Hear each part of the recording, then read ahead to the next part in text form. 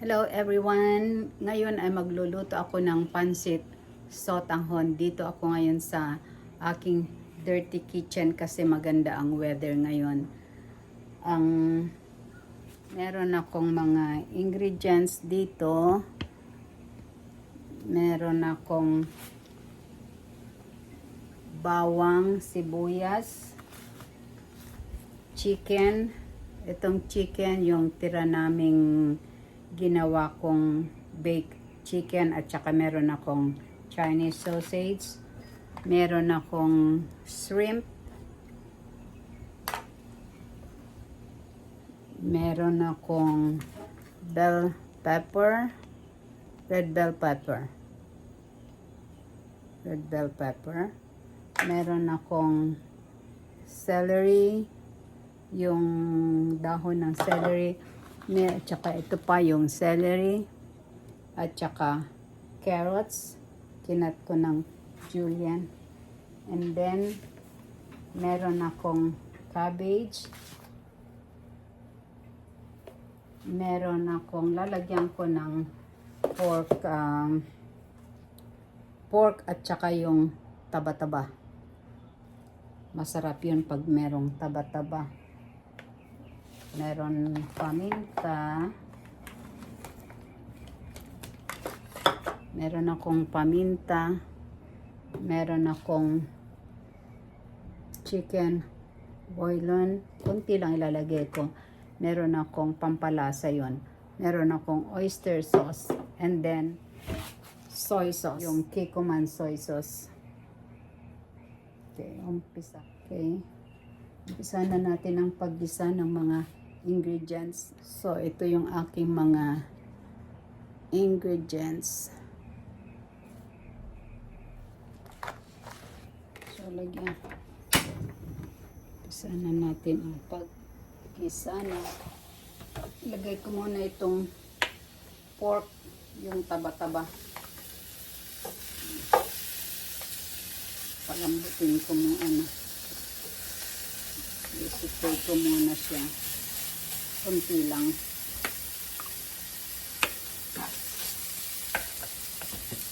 Iyan ko na. Kunting tubig. Palabasin ko muna yung taba. I-saute muna natin yung mga, nilagay ko muna yung mga fats. Palabasin ko yung oil dito bago ko ilagay yung garlic and onion.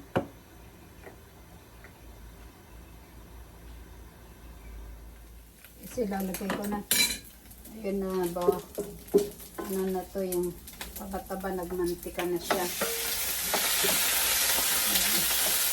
Lagay ko na yung pork. Ginawasan ko ng oil. Sayo ko ng masyadong maraming oil.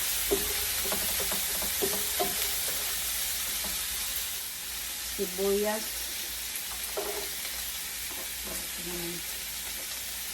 Lakatin mo ng sibuyas kasi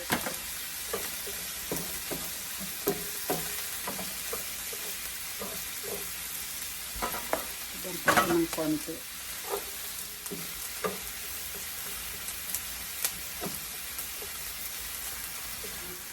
Vegetable oil, mga 1 tablespoon para maigisa ko. Igisa natin ito hanggang sa maging shiny, soft and shiny. Ating salt, masyadong marami kasi lalagyan natin to ng patis tsaka soy sauce. Ganyan yung bawang.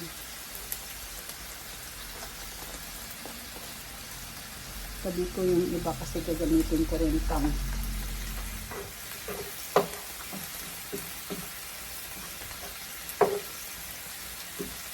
nilagay ko mo una yung sibuyas, tapos huli na yung bawang kasi ayokong masunog yung bawang, yung garlic.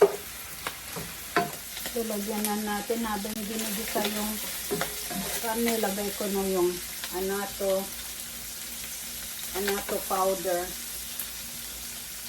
Atsuete. Pampakulay.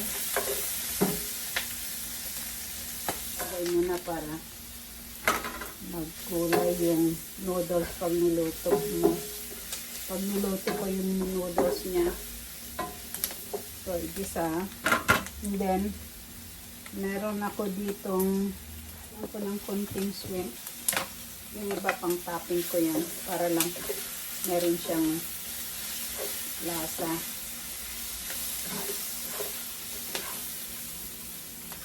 Mamaya ko na ilalagay ito.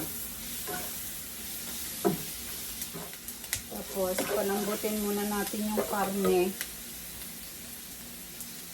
Meron ako dito, pinakuluan ko yung buto ng manok at saka yung shrimp.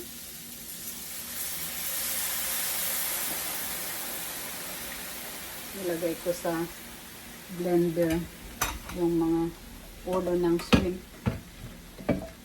Tapos ito, palambutin muna natin yung palambutin muna natin yung karne. Siguro mga 15 minutes or 25 to 20 minutes. So, malambot na yung karne. So, ilagyan ko ng konting mga 1 tablespoon ng patis. Pampabango. Palasa. So, igisa natin na lagyan ko rin siya ng toyo, konting toyo. Saka yung lagay ko na itong Chinese sausage.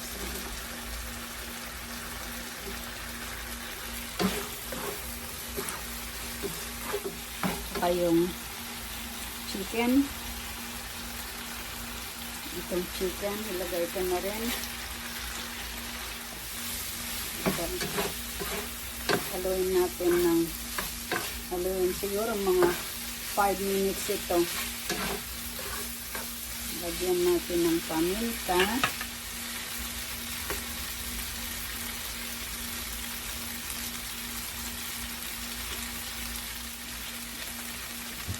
Lagyan ko chicken boiling. Mga 1 teaspoon chicken boiling.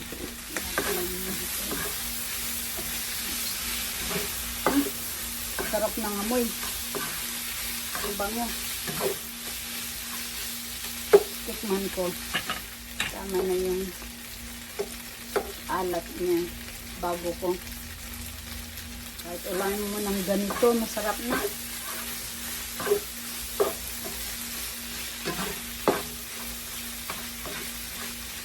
Sabi ko yung kalahati para sa topping.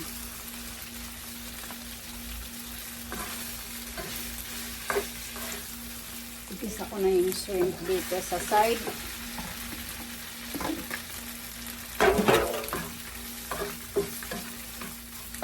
Sabi rin ako para sa topping nito. Konting toyo.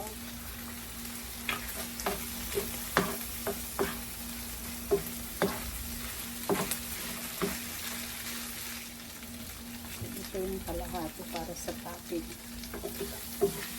Meron na siyang para na magkalasa yan. Ilagay na natin yung gulay. Ano na itong red bell pepper kasi masarap para sa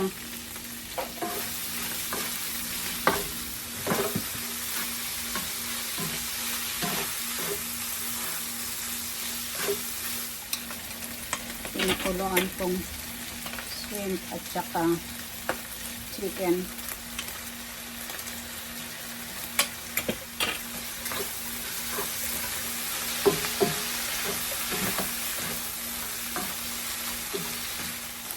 Lagyan natin yung celery. Kalahati, yung kalahati pang ano ko sa topping. panggisa ko. Gulay, gusto ko kasi pag nagluluto ako ng pansit, gusto ko yung maraming gulay. Masarap. Kasi ng ulam yun.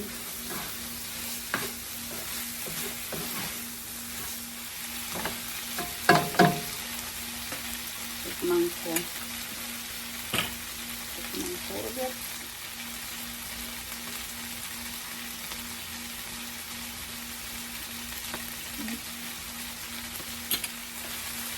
Ano yung carrot?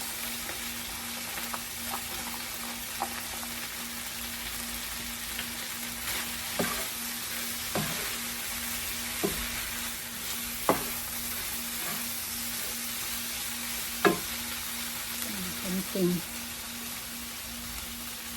sabaw. Lagyan ko ng konting paminta.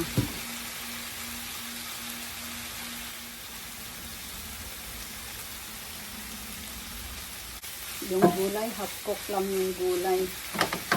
Dapat.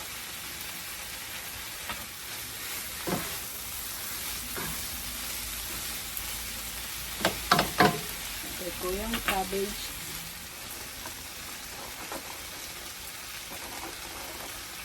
Ayan, marami akong gulay.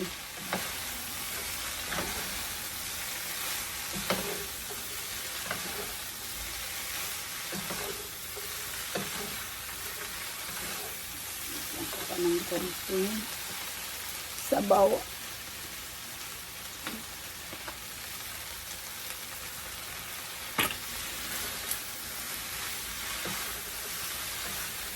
So, kahit ganito, pwede nang ulamin. So, masarap na. Pwede mo nang ulamin itong gulay.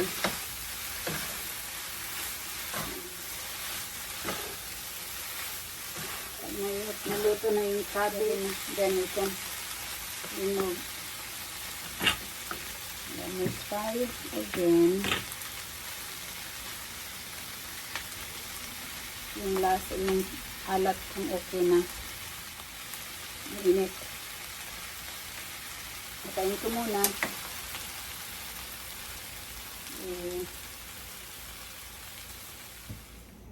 So, ito na yung chicken stock, yung pinakuluan ko yung buto-buto ng chicken at saka yung shrimp na pinakuluan ko. Lagyan ko ng soy sauce. Lagyan ko ng brown pepper, konti lang kasi nilagyan ko na dun. And then we'll put oyster sauce. Siguro mga 2 tablespoon. Lagyan ko ng konting 1/2 teaspoon of chicken bouillon. So, pakuluan natin. And then, lagyan ko ng, para hindi madali mapanis, nilalagyan ko ng vinegar. Mga 1 tablespoon of vinegar. Ayan. Huwag haluin. Then, tikman natin.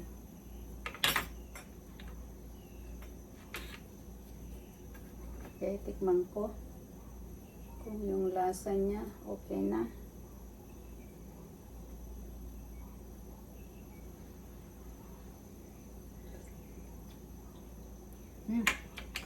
Konting toyo pa.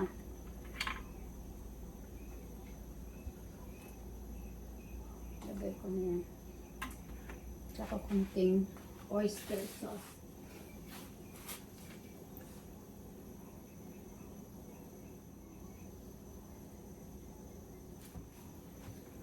One tablespoon. And then we'll, yung soy sauce. Ayan.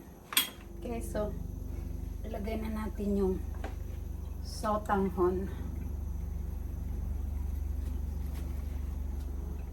Ito yung dahon ng celery.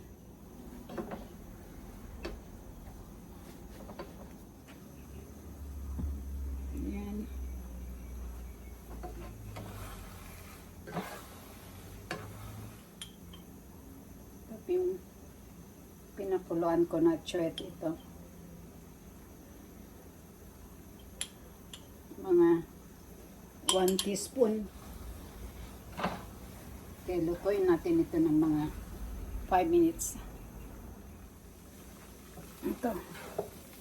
Ito, pwede na to. Ayan, okay na yan. Lagay ko na yung vegetable.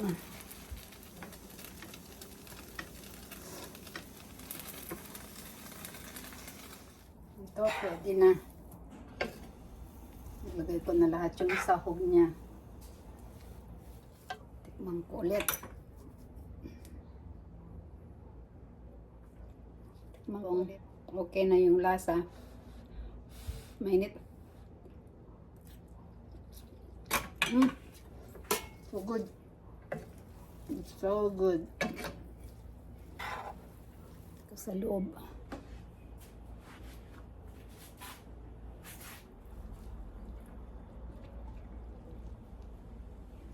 Muna.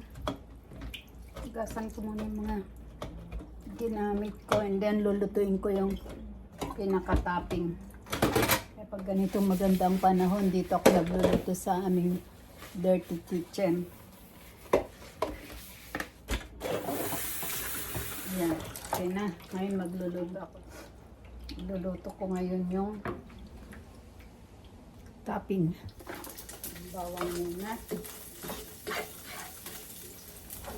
Then yung sibuyas. Bango. Bango. Sarap ng amoy. Ituin natin yung sibuyas hanggat sa lumambot. Lagyan natin ng salt.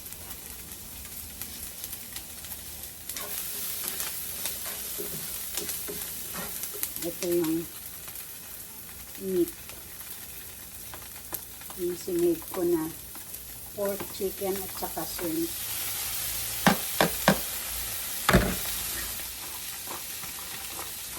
Natin yung salay.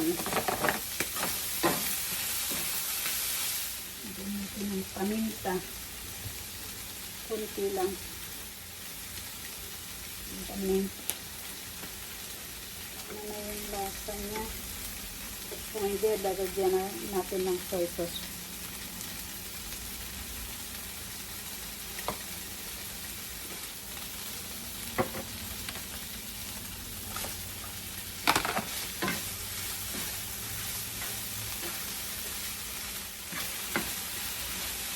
Bigyan ko ng 1 tablespoon na soy sauce. Saka oyster sauce na 1 tablespoon din. Ang tama yan. Pag nilagay ko yung repolyo. Pwede na. Pwede ko na itong repolyo.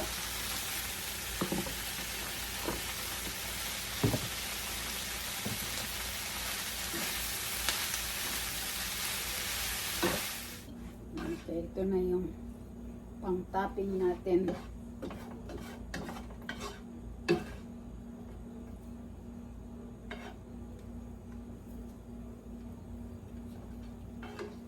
Okay, ito na. Tapos na yung pang-topping. Lagay ko na sa loob. Okay, so ito na yung pancit sotanghon. Tapos ko nang maluto. Ngayon, tikman natin. Tikman natin ang pancit sotanghon. Let's try the pancit sotanghon. Meron akong topping dito. Okay, kain tayo.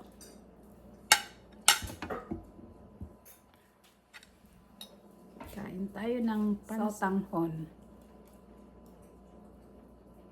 Sarap ito lagyan ng squeeze mo ng lemon o kaya kalamansi. Okay, kain tayo.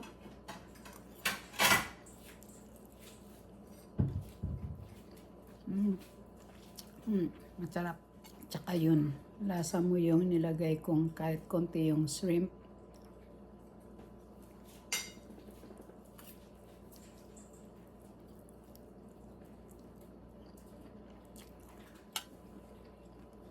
Okay. Gawa na kayo ng pansit sotanghon. Thanks for watching. Please subscribe, like, and share. See you again on my next video.